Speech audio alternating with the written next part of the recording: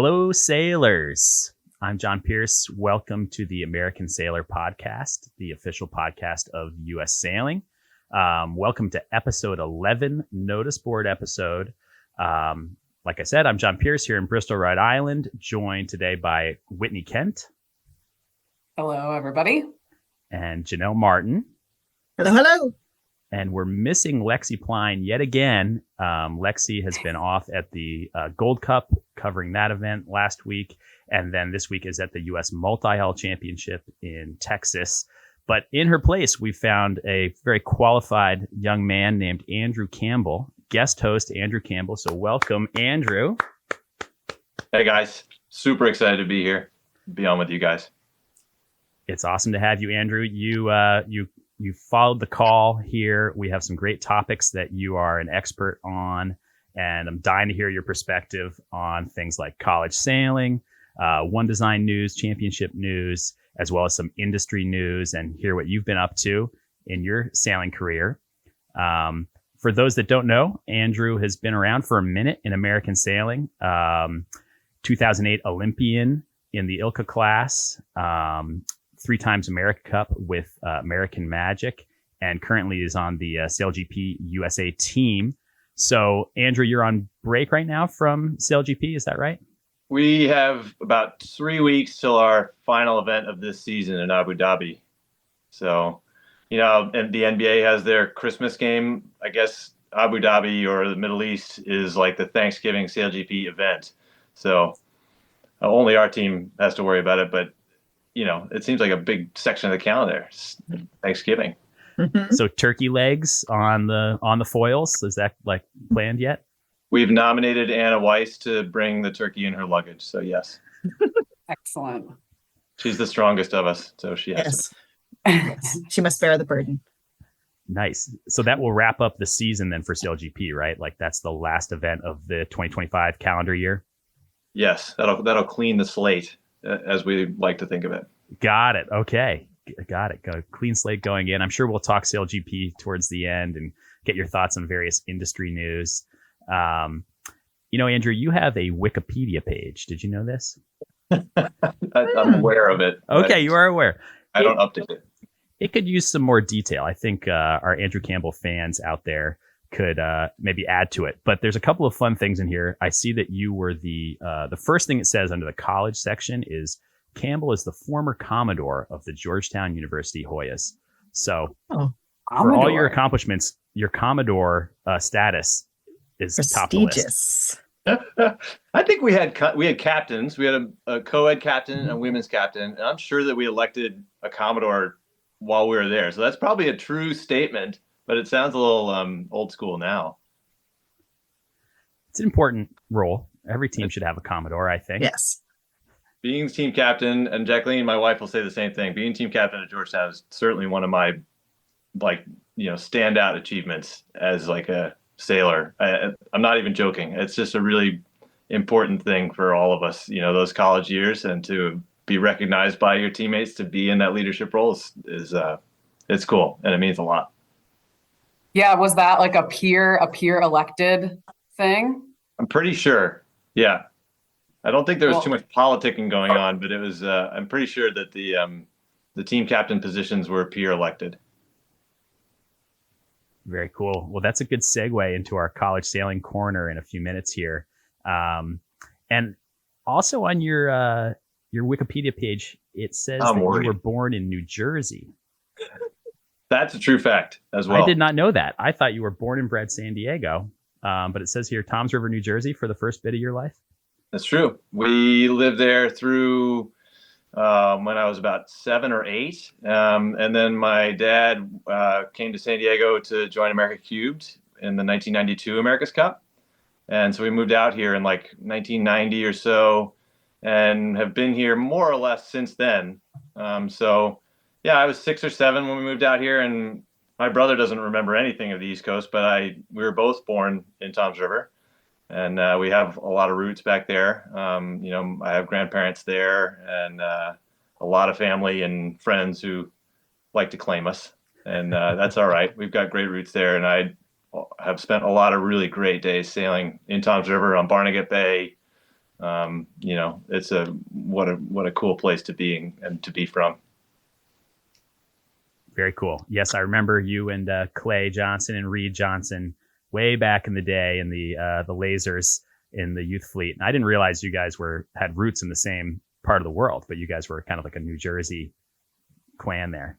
There are Halloween pictures of Clay and I, like, younger than our kids are now, going up and down the streets there together. So it's it goes back a long ways. Yeah, but no, there's so many great sailors came out of there. Jeff Bonanni, Kyle Rogachenko, all those were all laser sailors of that era. Peter Hurley was kind of setting the standard for us out of that area, out of Maniloking, and there's a lot of cool sailing going on there. And then one more little nugget here from the Wikipedia page is it says, digging. Yeah, well, that's just good stuff. Campbell sailed out of the San Diego Yacht Club. I knew that. In the unusual design of the Naples Sabot. And I'm surprised it's called out on Wikipedia as being unusual. Mind you, the lee board is a little unusual. But what is your roots in the Sabot? How do you accredit that to your success? No, there certainly are unusual. I'll give them that. That's true. I would argue the Optimist is equally unusual considering the rig situation, but I'm not going to bark up that tree because there's a lot of people in that tree. I guess I will say that the lee board, albeit a single lee board in the Sabot, it helps you to know which tack you're on, because if you're on starboard, it's right there. That's really helpful.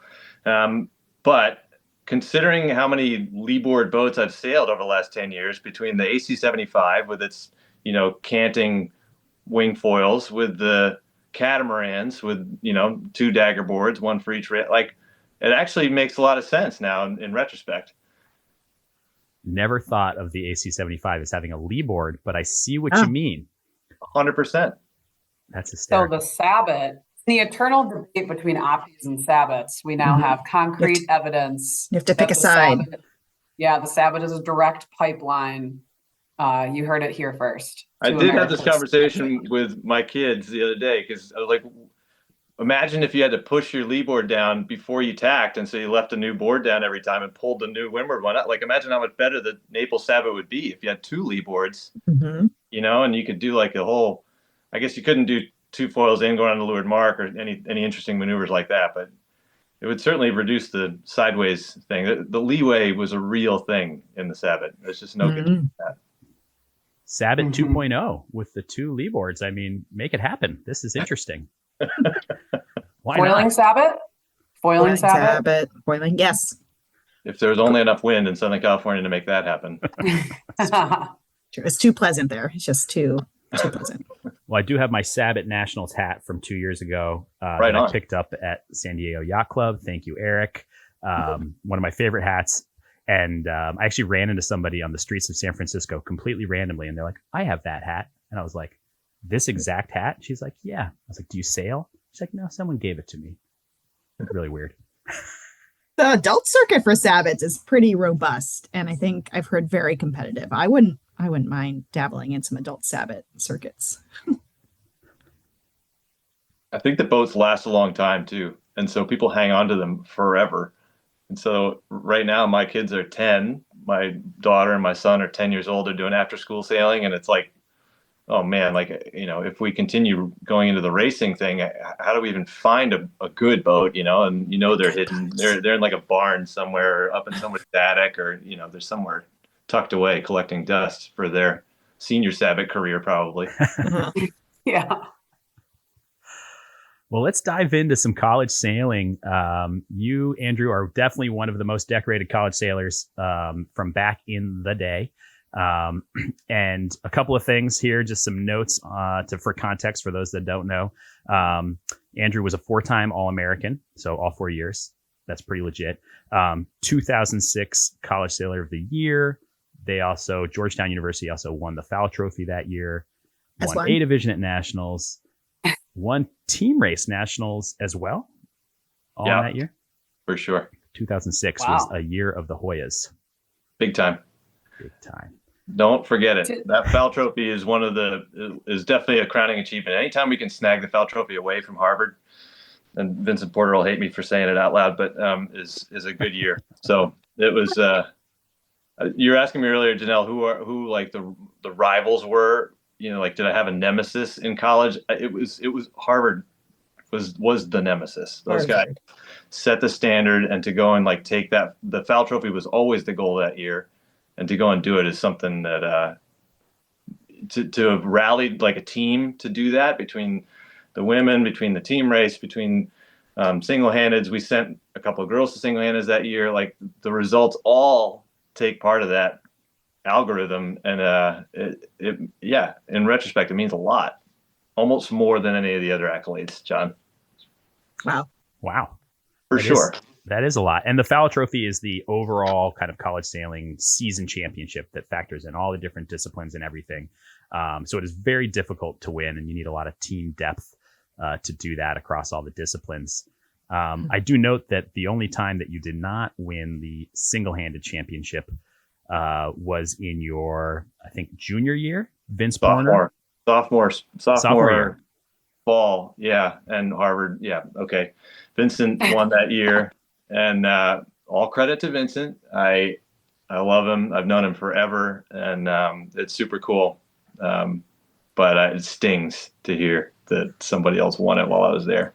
But I think you're the only man that's won it 3 times. So you're still, one of one in that category. There are several women that have won it 3 or more times. Erica Reinecke has actually won it 4 times. Yeah, Erica let me know about that recently. I don't think I have eligibility left, but I think I'm beyond. Oh, yeah, because I took undergrad. I took that semester off of school. I'll have to check in with Mike and see if I still have some eligibility. Yeah, we can finagle it, I think. Yeah, got it. And then some other people like Annie Hager, Anna Tunicliffe Tobias, Danielle Brennan. They all won it 3 times as well. So you're in good company, Andrew. Seriously, good company. And knowing from experience, any laser regatta back in that era of college sailing was difficult. Andrew, Clay Johnson, Trevor Moore, the list goes on. There were some real, tough competitors back in that day. It's some fun C division battles, some really fun qualifiers coming out of Mesa, and the single-handeds were always fun, man. I remember we had Hawaii one year. We were talking about Minnesota. We had a frost on the decks on one year of the single-handeds, and the first year I did it was in Houston, and that was one of the harder regattas I did, racing against Clay Bischoff and just battling in the last day to win that regatta. Was something that I didn't really expect, because that was like the first semester of my college career, and just such a battle. I just set the tone for the rest of my college sailing. It's awesome. Well, let's flash forward to the present here and talk about college sailing season. We're towards the end of the season here, with just a couple of more championships to go, but a bulk of the season has happened. Janelle, do you want to walk us through some of the latest results, etc.? Yes. Yeah, the fall season and the spring season for college sailing, very robust. I just checked scores at collegesailing.com, and I can see there's 176 events this fall alone. And we still have 2 competition weekends. I think it's just two events, each a championship, maybe some lower level events. So like almost 180 events jammed into like 10 weeks of the fall since Labor Day. So round of applause for everyone who's hosting those events, facilitating those events, all the coaches that are traveling, all the kids that are giving up their weekends to do it. It's full on, but it's like Andrew said, it's kind of like the best time in your life for sailing. It's just like a beautiful chaos of 4 years. It's just a montage, just one big montage of van rides, and I still have flashes of it. Yeah, just regatta weekends. Yeah, that is so much fun. But rounding out the end of the fall season is the Atlantic Coast Championship Finals. So we have both an open event and a women's event. We have Harvard winning the open event and Stanford winning the women's event. That's a combination of an A and B division. Very impressive. It's almost like a nationals. You have a 1A and 1B event. So you've got 36 teams down to 18, down to a winner. So it's like a mini national championship. It feels the same, but you've only had 10 weeks with your fall team to get ready for this fleet racing championship. Leading up into those, each conference, we've had some winners. So PCSE, so that's Pacific Coast, Stanford winning the women's, And we have the Open coming up November 15 and 16. So we don't have a winner for PCSE yet for the conference alone. CISA, so the Southeast, Tulane winning both the women's and the Open. SAISA, similar. We have College of Charleston winning both the women's and the Open. Going to Mixa, Wisconsin, go Wisco, trademarked.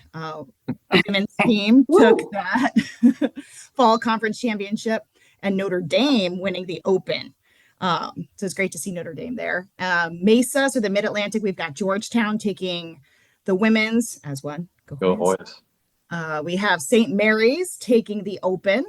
And finally, our last conference we have in NISA, so New England, we have Brown taking the women's by 2 points over Dartmouth, and Harvard taking the win over Yale by 1 point. So really close racing at the conference level, as well as the championship. So well done to all those teams. It's giving us some good data points, what we expect to see in the spring. I know we add team racing in the spring, but then we have our championships, our national championships that are coming up in the spring as well. And pretty shows how many wild. good teams there are in New England. It's just, I'm always impressed. Like the results are always so close, and they stay so close. There's just so many good teams up there. They're setting the standard for who's going to be, in it all season long. Come back in the spring, and that falls into the team racing. It falls into everything. So that's cool. That's hard to watch. The New England, man, they just battle up there all season long. Like those 180 events you're talking about, or 190. Wow, that's awesome. It's so cool. Awesome.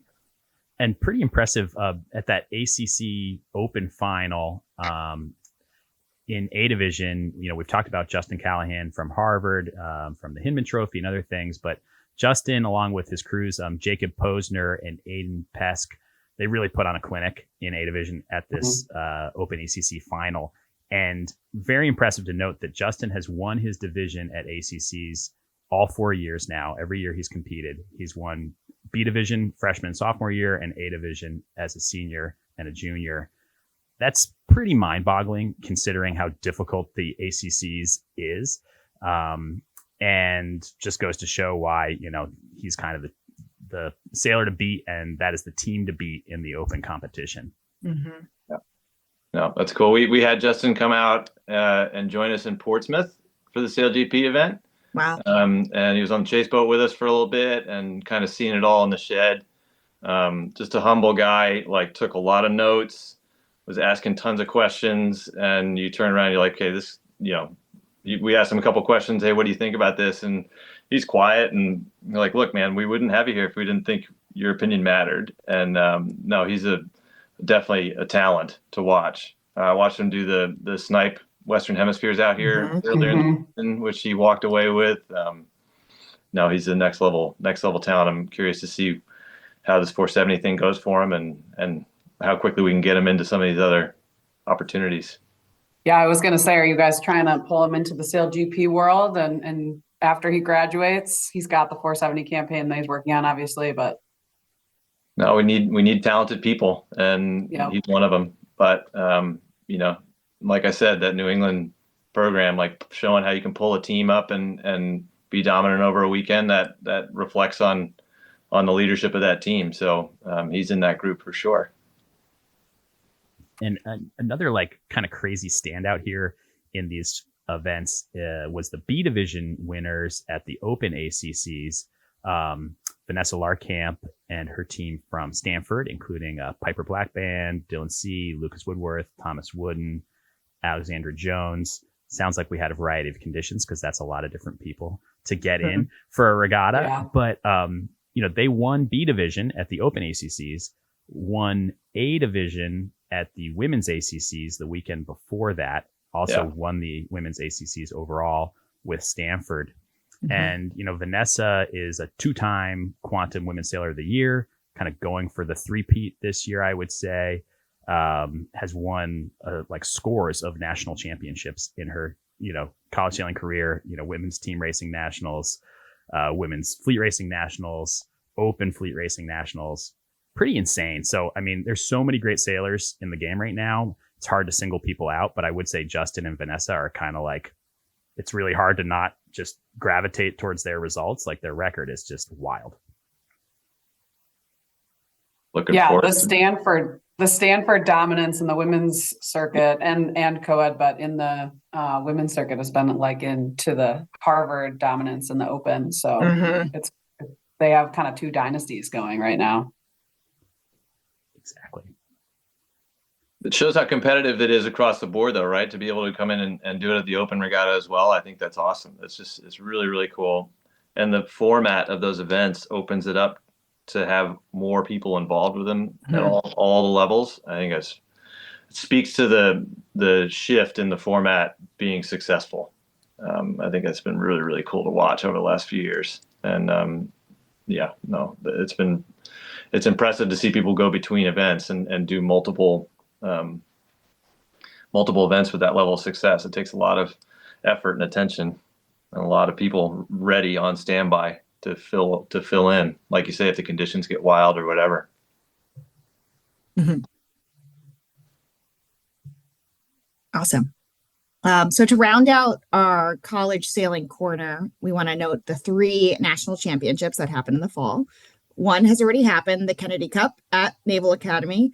It's like the big boat national championship. We had 10 teams competing in the Navy 44s, and we have Charleston taking the win by 2 points over hometown team favorite Navy. So really competitive, close racing, and those Cougars. boats are incredibly slow and solid and tactical, and that I love that kind of racing. So give me some. I know foiling's great, but I love watching some big old slow Give some boats. lead to Janelle. Really just pulls my heartstrings. Just digging holes in the Chesapeake Bay. Oh, so good. It's so good. But upcoming, we have the ICSA single-handed championship, 2 championships, a women's and an open at Old Dominion coming up this weekend, and some predictions on our end. Maybe those sailors that have done really well in the past, but for the open, keeping an eye on Robbie Meek from Harvard, Hamilton Barclay from Tulane, and dark horse freshman Jake Holmberger from BC. So we're expecting to see them pretty high up in these in the championships. I feel like freshmen tend to overachieve in the single-handed, because they come in after these like really intense youth careers, and the college sailors who have been at it for a while have been doing all these other things, team racing, match racing, but like the laser kid that comes in as a freshman is like sharp and on point. So watch out for Jake. Mike Harder, exactly. It's an interesting point, John, for sure. Like they come in and they don't get all the reps. They don't have to go to all the fall events. And so they're like stuck at home at one extra weekend, and they're like, all right, I'm just going to go and bury myself into the work and into the laser thing. And then I fire myself up for single-handed. Those 2 Hoyas on that list, I'm excited to watch them. Mm-hmm. It's a big single-handed Hoyas tradition that I love to watch those guys come up, and I think that the open and the format of that regatta has gotten really cool too. I think it's a really good change. Yeah, the selection process for that, it really works. I'm biased because like I'm a selector for the women's committee, so like my name is on there already. But I will just tell people behind the scenes, like the system that's been set up by College Sailing to go through the resumes of the people who are eligible, and then look at their results, not outside of college sailing. Only college sailing events can impact that selection, but it's really well designed. I think it gets the results, mostly right, or the selections mostly right most of the time.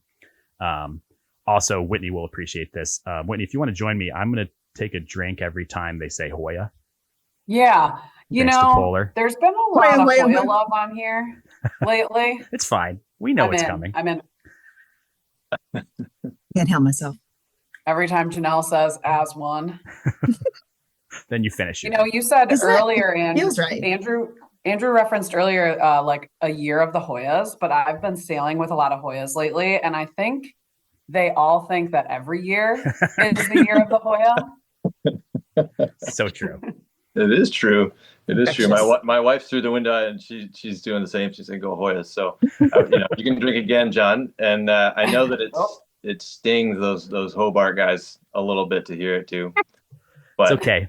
2005 was the year of the Statesman and the Herons, for the record. So yeah, talk about a sting. If Harvard was a nemesis, Hobart was always a nemesis. And going to Hobart was like, not only was it just a drive to get up there, and the sailing was hard usually because it was like blowing the dog off the chain, or no wind at all and cold, or, just, I don't know. It was such a battle going up there, and you knew that team was ready. That was the hardest part about them. They're always ready and always on it. And the target was always on your back when you went up there somehow instead of the home team. And they were just coming for you. They're just sprinting up and down the hill, just redlining, getting ready for the event. All of this is true. Terrifying. Seneca Lake ice in their veins. That's right. Amen, brother. Amen. What about the women's nationals, Janelle? Yes. So we talked about who to watch, who our predictions are for the Open. But for the women, we've got some heavy hitters. We've got Sophia Montgomery of Harvard, who has won 2022 and 2024, as well as Ava Anderson, who is the 2023 champ from Tulane. So we've got some champions that are going to meet head to head at ODU this coming weekend. And our last championship is the Match Racing Championship in St. Pete, Florida, 2 weekends from now. They'll be sailing J70s with a smaller kite, a club kite. Fun fact, it is 4 or 5 competitors at over 800 pounds. If anyone's ever sailed a J70 that way, that'd be good to know, because this might be the first time it ever happens at St. Pete. But some teams to watch out for are Christian Prendergast, fresh off his second place at the Prince of Wales, which is the U.S. Sailing Open Match Racing Championship, sailing from University of Illinois. And then again, Justin Callahan coming up from Harvard, and Tommy Sitzman from Stanford have done really well at this event in the past. They're going to be hard to beat. University of Illinois. I mean, that's awesome. Yeah. Go MCSA. Yeah, go MCSA. I feel like they're always finding new ways to sail the J70. That boat hasn't been figured out yet. I was just congratulating my teammate Taylor Canfield, just won the Worlds in Argentina, and he's already kind of hinting at some, like, all the wing on wing thing is one, but like just all these different ways that they manage that platform. It's cool. And like you say, with a different kite, with St. Pete's, it can be windy, it can be light. Like there's a good variety going on there. That'll be a fun regatta. Classic college sailing style regatta. Yeah. Really. And you find like a lot of match racing in the sonars and J22s where you can maneuver them at low speeds, and you really can't do that very well in a J70. So that'll kind of change the game up a little bit. You can't plane. The kite's a little bit too small, so it brings in winging. And I think that college kids, I love that part of this match racing where you can reach if you want to. You can go ever so slightly faster, but maybe you're just transitioning wing to wing. So hopefully they have some good coverage in there, because I'd love to see some of that racing. Janelle loves match racing, folks. I love match racing. That also pulls on my heartstrings. Well, I'm going to lob it over to Whitney to talk about other championships that are happening. That's it for college sailing today. Cool. Yeah, we're wrapping up championship season. I feel like we said that a few episodes ago. So championship season just keeps rolling on. But yeah, some of these have been happening for a couple of weeks. We just haven't had a chance to talk about them. But so we'll kind of run through a bunch. Stop me if anybody has some fun tidbits. But the J80 North Americans were at Southern Yacht Club in New Orleans. And it was a battle down to the last race. So the regatta ended in a tie. But James Boulay of San Diego Yacht Club won on El Tigre with his team. Yeah. And that was an impressive team he put together. Jackson Benvenuti and Eric Doyle, Bill Hardesty, like that's a good boat. And they ended up tied with Daniel Wittig's Turbo Sloth, which has like an epic logo, a rainbow sloth along the side. So they're from Annapolis, and I talked to those guys a little bit. They said it was a fun regatta back and forth. They were debating the value of a drop, because their drop was like a 5 and El Tigre's drop was a 10. So they're like, drops are stupid. Well, so like we're gonna have a debate about that one day on this podcast. How we feel about drop races. They're pretty good. They're good when you need a drop. Yeah, sometimes they're great. Yeah, it depends how your regatta went. Sometimes they're on enough. It's like, how many drops? We had 2 drops at the Olympics when I went, and I managed to have 3 DSQs, so I had to keep one of them.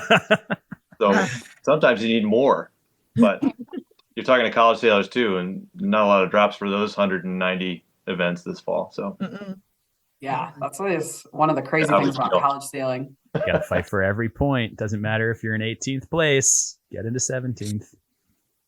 Don't tack unless you're pushing someone back, right? That's what my coach Janelle taught me. Anyway, moving on. Wise words. J22 North Americans at Rochester Yacht Club. So I sailed this event. Fun event. Rochester's a great place to sail. There was a hilariously consistent forecast. Every day was exactly the same. Lighter from the south for one race, dying out for 2 or 3 hours, filling in from the opposite direction for the next couple of races. So Mark Foster was the PRO at that event. He did a great job. Youngstown Yacht Club's team. Okay, their boat is called What? No Way. Which is kind of funny. Adam Burns, John Goller, and Todd Hiller won that. So Adam Burns is a first-time winner of that event as a driver. So he grew up sailing J22s with people from Youngstown and bounced around, crewed for a bunch of people, drove for a bunch of people. So kind of cool to see him win. That's a great fleet, lots of families sailing, tons of fun sailing the J22 this year. So the Worlds are in New Orleans next year. So no North Americans next year because the Worlds, but it'll be a fun, hopefully we get a bunch of boats at that. Cool. The J30 North Americans just wrapped up at the New Orleans Yacht Club, an event near and dear to my heart. I sailed that event a couple times. My first time in Annapolis was sailing that event. The Zephyr team from New Orleans won their 8th North American Championship. So we might have to get a team together and try to knock those guys off the podium, right? Yeah, cheapers. 8? Yeah. I sailed with them once, and they're once at that event down there, and I sailed with them last year when the event was here in Annapolis. And Dave Irwin owns the boat, skippered by Scott Tongi, both awesome guys, both huge advocates for the sport. So we like to see them succeed. J70 Worlds, Andrew referenced this, that just wrapped up. That was in Buenos Aires. Crazy conditions, I think, everything from 5 knots to 20 knots. If you haven't seen the pictures, you should definitely check them out. The water is brown. Chocolate milk. So we have some nice contrast. It's like the Potomac. Yeah. It is. Yeah. The Hoyas. It's always that way down there. There's so many great star events over the years down there. It's cool to see the J70 class go down there. No, those guys, I mean, first woman helmsperson to win that regatta. I think it's super, super cool for those guys to have and that team's been progressing, I think, for a long time. Those guys are well-deserved winners there. Yeah, pretty incredible regatta from them. I was watching the leaderboard. It was really fun. It was a bit of a roller coaster. People were bouncing up and down. I mean, there's no repeat race winners throughout the whole event. Very few people with more than one top 5 finish. Yeah, U.S. Sailing Board member Laura Grandin. So that's pretty cool. And then I think the really cool thing too about that team, like Laura and Taylor and the rest of them, is they just got second at the Melgus 24 Worlds. And those boats are similar length, and that's like about where the similarities end. So I think it shows how much time they have as a team to be able to perform like that in 2 very different fleets, 2 very different venues. So huge congratulations to them. That's cool. Ian Liberty is a great sailor, and I have known Ted Hackney for a long time as well. Raced or sailed with him at Oracle in Bermuda. He was on that team, helping us out from the shore side. So some really good sailors in there, but just super excited for Laura to win that regatta. It's really powerful to see a woman come through and get the result that she's been chasing after for a long time there. And like the whole event was like kind of an advertisement for Argentina. Like I wanted to go based on just like their Instagram posts and stuff like that, because it was like epic sailing, like big crazy looking choppy weather and stuff like that. And then like the food, they'd have like these big spreads, and people just remember the wind and the food, right? So it seems like they nailed it. Yeah, every interview, everyone's like, so how are you enjoying the world so far? And it's like, you know, everyone, like people that are winning and people that are, you know, near the bottom third of the fleet, and everyone's like, well, the food is really good. And then, okay, food must be great. Yeah. regatta organizers take note. I mean, it makes a difference for sure. Yeah. Well, the North Americans are in Annapolis next year, J70 North Americans, and then the Worlds are here in 2027. So Alan Nice. Terhune is one of the chairs of both of those events, and he was down there sailing with his wife and her team. So hopefully they took some notes and are going to bring some Argentinian fare to Annapolis. The Worlds are in Annapolis too? The Worlds in 2027, yes, Wow. 2 years. Great. Very cool. So, That's a lot of crab cakes to make up for the Argentinian beef situation. yeah, people are going to probably eat a lot of crab and oysters, is my guess. And then probably some good old fashioned American fare like cheeseburgers and Budweiser. some kegs of beer. Yeah. Sounds fun. I mean, if I get roped into helping, we're going to have cheese curds. So, A Maryland classic. yeah. And then we had the 2.4 meter worlds at Lake Garda. Jeffrey Linton, who's an American sailor, is in the open division. He won, which is very cool.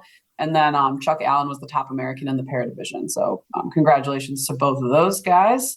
And then the Melgus 15 nationals were won by Chris Alexander and Madeline Baldridge by 50 points, over 50 points. So they threw down at that event, which is impressive. I think there were over 70 boats there. So that is no small feat in that class. And then just to keep the train rolling with Chris Alexander, he won the VX1 North Americans in like an epic comeback. I think he was in 9th going into the last day. And he and his team led at every single mark rounding of every single race the entire last day. Wow. So talk about like ice in your veins. That's an impressive way to round out a regatta. So, last North Americans we had is the RS Terra North American Championship at St. Francis. 43 boats, pretty impressive. So Jack Brodsky won the sport division and Kaylin Bagaror won the pro division. And that was also like their fall dinghy championship. So they had 505s, 29ers, ILCA, 6 and 7s. So it's cool to see a big event like that. And I think they had more boats than they were expecting. So that is kind of cool. And then we had the Bermuda Gold Cup, which we will talk more about with Lexi in the next episode. She has lots of things she would like to tell us about it. But just a quick congratulations to the Swedish contingent who won. Anna Osling won the women's event, and Burnson and his team won the open event, the Gold Cup. So I think they won 3 years in a row. Is that right? You know? Yeah. Wow. Yeah. So yeah, he's quite good in that boat. And there's an epic collision. So look back at the video. It's pretty great. That he had. Yeah. Yeah. what is up with that regatta and epic collisions? People like can't help themselves. There's some really good collisions if you look back. I think 2020, Canfield, Williams, epic collision. Look at that. Yeah. Well, the boats don't maneuver as well as you want them to, right? They got a lot of momentum, and nothing happens. Yeah. That is such a fun regatta. It's such a cool place to be. I mean, essentially, that regatta is the reason why the America's Cup was there. You know, in a lot of ways, that venue, that place is just so special. You know, to host that event every year, and I'm so glad to see it like continuing at a high level. It's cool. Yeah, it looks beautiful too. All the content coming out of there. Lexi crushed it. I'll fire through these last ones quick so we can get to our news corner, JP. But the Lipton Cup was at San Diego Yacht Club, won by San Diego Yacht Club, skippered by Jake Ladow. So they are continuing to dominate. Check. Yeah, check that one off the list. The J105 Invitational was at Eastport Yacht Club in Annapolis. I wanted to throw this event in there because it is basically, it's a cool event. It's on obviously J105s, but they take J105 teams, local teams, and they sail their boats. So you get 3 people from your local team, and then you bring in the same amount of out of town teams, 3 people, and you get paired up. So it's 1 local team, 1 out of town team. And they race for the weekend and they rotate skippers every race. Wow. Cool. So yeah, so it's a very cool event. It was in Texas last year and some people from Annapolis went and wanted to do it here. So I spectated and I was like hosting some people that were sailing it. The vibes were immaculate. as you would say. Lots of camaraderie, lots of there was not a lot of wind, but they had fun, I think, and it was pretty cool. And the results are all over the place. So when you would have like, boats that around here are like, oh well, that's a fast boat, but then they're all over the leaderboard. So a cool concept, and I hope to see that event come back here. But it would be cool to see that concept kind of go around, because it's a lot easier to not have to bring a boat somewhere. And then you learn something. That was the big takeaway at the awards. I crashed the party, which is, I think, like an Annapolis tradition. If you're not racing, you're still supposed to crash all of the regatta parties. Love that. And listened to their speeches, and they all talked about learning from each other. So you have people that just do things a little bit differently on their boats, sailing with other people. And everybody mentioned that they walked away from the event with a new technique or a new way to do something. So I thought that was kind of cool. Awesome. So many of these invitationals are so cool. Lipton Cup in San Diego and the Masters the weekend before that are these cool invitationals that, they got the organizers have done such a great job in San Diego to bring people out here for that late fall kind of slot. But, like New York Invitational is the same way, and the IC37s, like these invitationals are really, really special events because, like you say, it takes bringing your own boat out of it. It equalizes the group in a way that I think you're right, just drives a lot of camaraderie. Like the whole swapping boats between races and that dock is like insanity. It brings it back to a college sailing vibe, but like the amount of interaction that you have with other teams is a lot higher at those regattas, and it's I think a really, really cool part of our sport right now. Yeah, and you're meeting people that you can then invite to sail with you, and vice versa. So you're kind of expanding your network and meeting people that you wouldn't otherwise get to sail with, which is the point of the sport, right? So totally super cool. All right, well, should we jump into the industry corner to wrap things up here? Yeah, let's do it. Awesome. Do it. Well, we are excited to have Andrew on here because he is a man in the industry, pro in this sport, and involved in a lot of things. So I'll start with one here that I think you're going to probably have some info on, Andrew, which is the American Magic team not electing to challenge for this next upcoming America's Cup. You're obviously a team member multiple times. So, what are your thoughts? Obviously there's a big press release and lots of information out there about why American Magic made that decision, but like, what are your thoughts on that? Well, I mean, the America's Cup in general is a complicated event to be a part of, right? So that notwithstanding, all the hurdles that need to be jumped through or jumped over in order to compete, and to set yourself up to know that you're going to be competitive on race day, right? We're starting to get into a timeline right now that's really close to the next cup, and so if you don't have some of those ducks in a row years prior, it's amazing in the cup how many years before the match actually happens, the decisions that you've made are deciding whether or not you're going to be fast enough on that day. So I think that the team probably rightly took a look at what was going on in the commercial side of the cup and in the timeline, and said, okay, if we're not going to be competitive, then we need to be smart about how we're approaching it. So the setup that the team has had in the interim in Pensacola is really cool. The boat building operation down there, the amount of foiling sailing that's going on down there, the support of the Melges 24s will be down there in a couple weeks. The amount of sailing that's going on in Pensacola because of the American Magic operation has been really an amazing legacy of that team. But yeah, like you say, it's an end of an era in a way. It's a chapter closing. I don't think it's the end of an era there at all. The Doug DeVos and those guys have done just an incredible job putting together such great teams. They've affected so many families and so many people in our industry in such a positive way. Half Mouth did the same. I think that, I spent the better part of 7 years.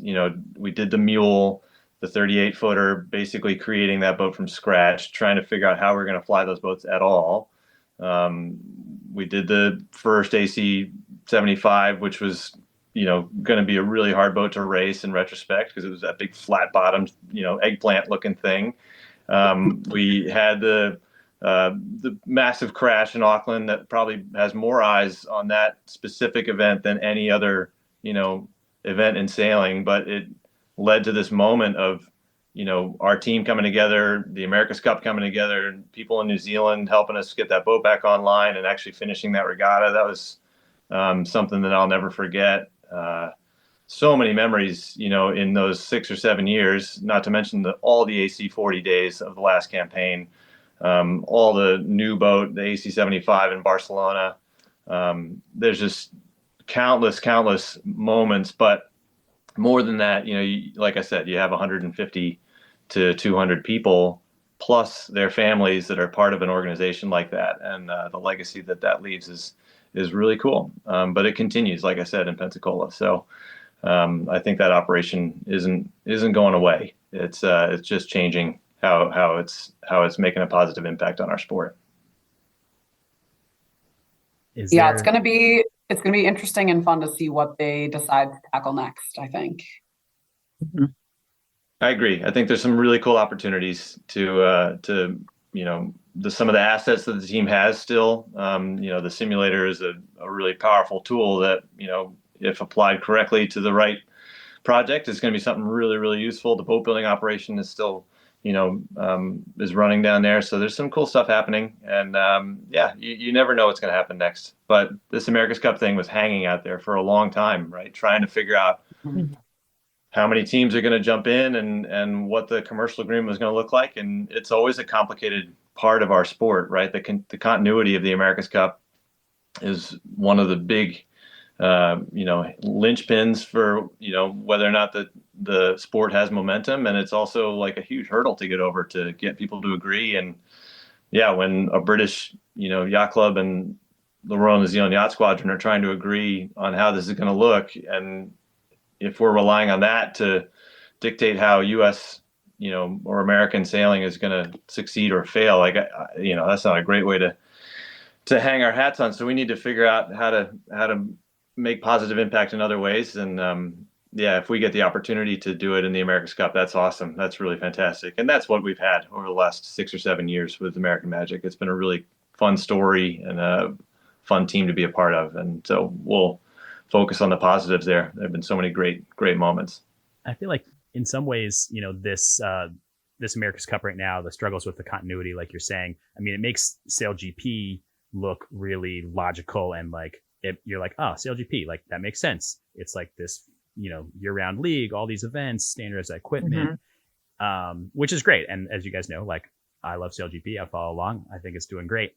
On the other hand, the America's Cup always has that thing of that it is a winner take all thing. And it's not just a championship that you win. Like if you win the America's Cup, you dictate the future of the event and the legacy. And you're like, you get your own chapter in the book. You know what I mean? And so for that reason, I feel like the America's Cup will always be really relevant to those that want the peak challenge, not just in sport, but in industry and technology, all these things. It's like just a crazy event.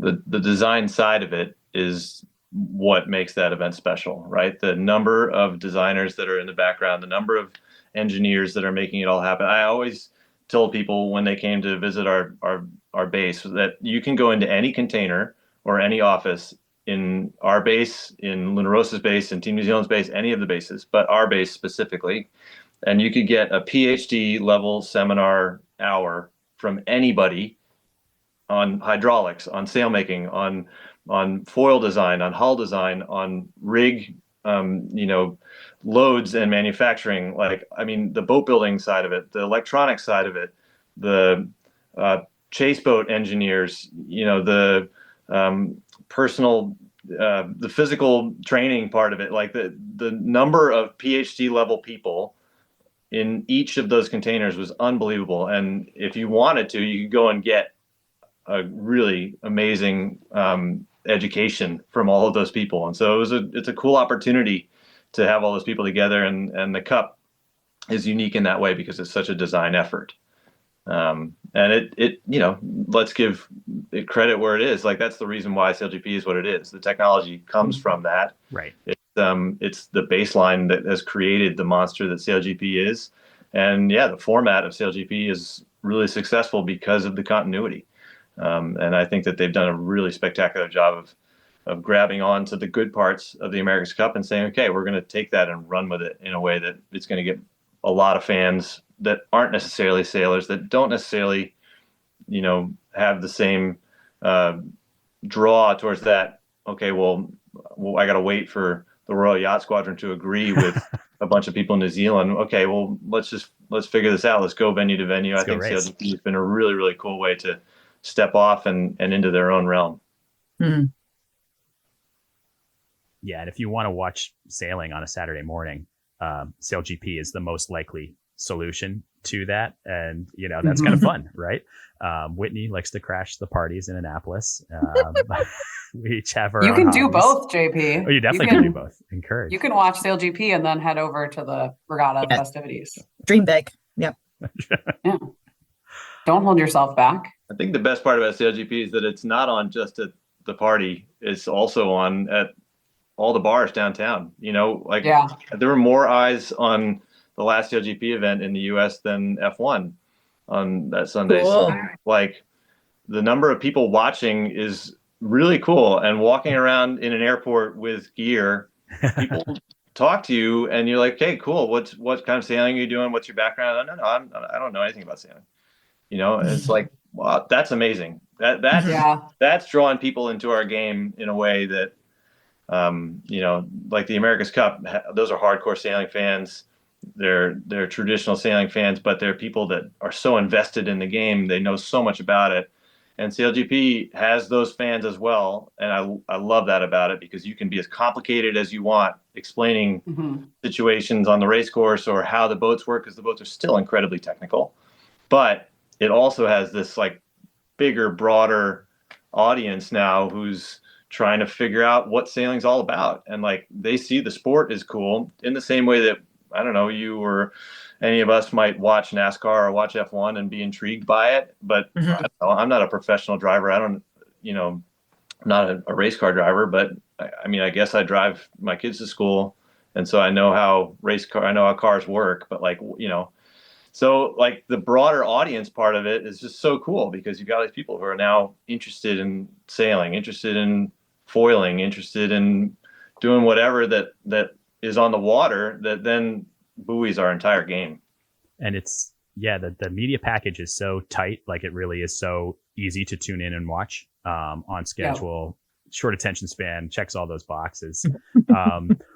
Andrew, what's the outlook for this last event of the season? Like, without doing a whole nother podcast on it, but like, what are you looking forward to for this Thanksgiving classic coming up?